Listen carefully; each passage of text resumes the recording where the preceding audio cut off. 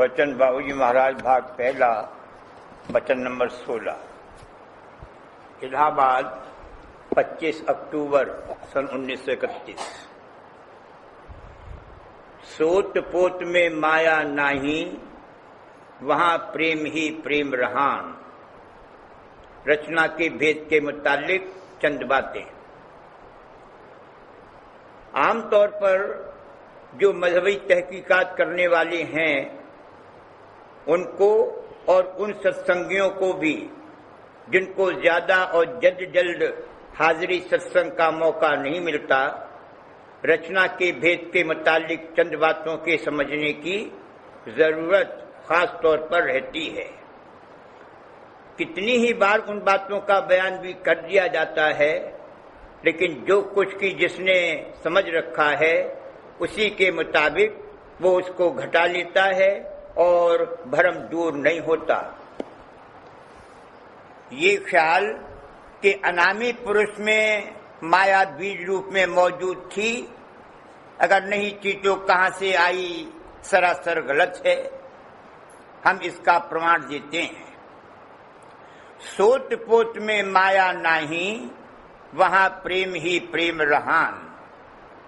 मालिक तो प्रेम रूप, हर्ष रूप, आनंद रूप, शब्द रूप और फिर अरूप, अडोल और अबोल है।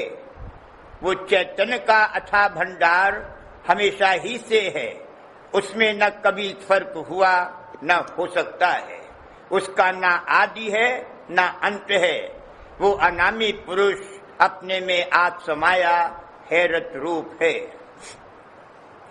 हैरत हैरत हैरत होई, हैरत रूप धरा एक सोई। हैरत रूप अथाह दवामी, अस मेरे प्यारे राधा स्वामी। वो दवामी रथ है, वो सोत पोत और ओत पोत है, वहां अधिक ही अधिक है। वह प्रेम का महासिंध है। तमाम ब्रह्मांड और पिंड की रचना उसकी एक बूंद में है। उसकी अत्यंतता का कोई अंदाजा नहीं। अगम लोक के एक गोशे में सारी रचना है। बाकी रचना 3 हिस्सों में मुनकसिम की जा सकती है। एक हिस्सा वो जिसका आदि है लेकिन अंत नहीं है। दूसरा वह जिसका आदि और अंत दोनों है, लेकिन उसका कयाम अत्यंत काल तक रहता है। उसका आदि अंत देखने में नहीं आता। तीसरा वो देश है जिसका आदि और अंत छिन छिन नजर आता है। अब माया का रूप क्या है और उसके खवास क्या हैं, उनको भी समझ लेना चाहिए। माया में जड़ता है। बगैर दूसरे की चेष्टा के उसमें हरकत नहीं हो सकती। माया में खुद चेष्टा करने की ताकत नहीं है। चेष्टा के लिए चैतन्य के अधीन है। माया में बहिर्मुख झुकाव है। रुख बाहर और नीचे की तरफ है। माया परिपूर्ण नहीं है, वो मोहताज है। बिना सूरज चैतन्य के कोई रस नहीं ले सकती। ये चारों खवास जाल देश में नहीं है। इसलिए ये ख्याल कि वहां किसी रूप में माया मौजूद है कतई गलत है। इसको पूरी तरह समझ लेने के लिए जाल देश और नीचे की रचना कैसे हुई उसका मुख्तसर बयान झेल में किया जाता है।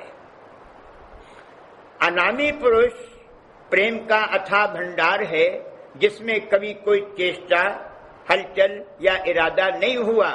वह वजूद मुतलक है। सत्यलोक तक सूरज शब्द जुगल अवस्था में रथ हैं। दोनों मिलकर एक जात हैं। उनको कोई अलहदा नहीं कर सकता। जुगल रूप की निस्दिन टेका, जैसे समुद्र और उसकी लहर जो समुद्र में से निकलकर उसी में समा जाती है और कभी अलहदा नहीं होती। वहां कशिश अंतर्मुख है। वहां चैतन्य आप में रथ है। ब्रह्मांड में उतरकर रलना कहा है। राधा जो आदि धार है और उसके सिवा पुरुष को कोई और निरख निहार नहीं सकता। बैठक स्वामी अद्भुती राधा निरख निहार। जो कुछ कार्रवाई रचना की हुई है वो भास रूपी चैतन्य में जो अनामी पुरुष के चरणों में पड़ा था हुई है। भास का अनुमान इस तरह करना चाहिए जैसे लैंप रोशन हो और उसका भास फैला हुआ हो। इस भास में से जो चैतन्य उस प्रथम चैतन्य के समूह की तरफ जिसमें स्वाभाविक तौर पर कशिश चुंबक की तरह हो रही है खिंच सका, खिंचता चला, यानी उस समूह के भंडार के निकट तद्रूप होता गया। रचना का मकसद भी यही है कि जितना मालिक के निकट खिंच सके खिंचता चला जावे। इस तरह न्यून अधिक की तरफ खिंचा और जो चैतन्य ज्यादा खिंचा वो आगे के चैतन्य में चलकर रत हो गया और जो छूटा वो अपने नीचे के चैतन्य का गिलाफ होता गया और गिलाफ भी चैतन्य। रा मजहर है उस जुम्बिशा फैलाव का जो प्रथम समूह के भंडार में हुई और ता सत्यलोक के मंडल की इस अंतर्मुख आकर्षण की कार्रवाई का खत्म होना जाहिर करता है। वहां सुरत और शब्द का निर्वियोग संयोग और रत अवस्था है। जो चैतन्य इस दायरे की कशिश में ऊपर खिंच नहीं सका वो नीचे छूट गया। नीचे छूटने से कुछ और मतलब नहीं है, सिर्फ ये मतलब है कि जैसे दो नावें चल रही हों, एक आगे निकल जावे और दूसरी पीछे रह जावे। इसी तरीक को माया का शुद्ध होना फरमाया है। एक ठिकाने माया थोड़ी सिंध प्रताप शुद्ध हुई आन। जो चैतन्य पीछे छूट गया वही सत्यलोक की तलछट है। उसका रुख बहिर्मुख होकर ब्रह्मांड में माया प्रकट हुई। अंतर्मुख शक्ति ही से बहिर्मुख शक्ति नमूदार हुई है। ब्रह्मांड में बमुकाबले पिंड के माया शुद्ध है।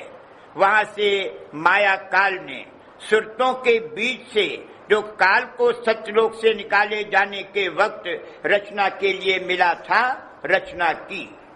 फरमाया है निकल जाओ तू यहाँ से खाना खराब। निकाल देने से ये मतलब नहीं है कि उससे कोई बैर है। ब्रह्मांड में चैतन्य माया पर गालिब है। वहां भी बिना परिश्रम व प्रयास सुख प्राप्त है, यानी आनंद मयस्सर है, मगर वो संपूर्ण आनंद नहीं है। महाप्रलय में वहां का अभाव हो जाता है। यहाँ पिंड देश में मन इच्छा काम करती है, माया गालिब है और चैतन्य मगलूब है। और यहाँ कोई काम बिना चैतन्य खर्च किए और कोशिश किए नहीं होता। सत्यलोक में इसके बरक्स हरकत है। अगर एक जगह कोई बात हो तो उसकी खबर हर जगह आप ही आप हो जाती है। यहाँ का हाल तो ये है कि रोज कुआं खोदे और पानी पिए, छोटे से छोटा फेल यानी उंगली की जुम्बिश या कोई ख्याल हत्ता की दुनियावी मोहब्बत करने में भी बगैर चैतन्य खर्च करने के कुछ बन नहीं आता। और चैतन्य की वृद्धि का जरिया अंतर्मुख शब्द अभ्यास है।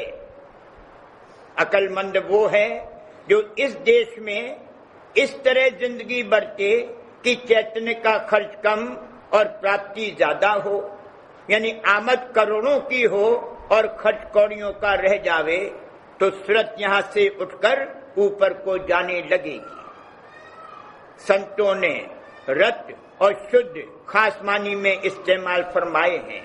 वे उस रत और शुद्ध से ताल्लुक नहीं रखते जो ज्ञानियों वगैरह ने कहे हैं। माया के मुतालिक ज्यादा से ज्यादा इतना कहा जा सकता है कि उस भास रूपी चैतन्य में उस सामान का वो अंग था जिससे माया ने ऐसा रूप धारण किया। इसी मजमून से ताल्लुक टाइम यानी वक्त और स्पेस यानी वसत की उत्पत्ति का भी है, जिसका जिक्र करने का अब वक्त नहीं रहा।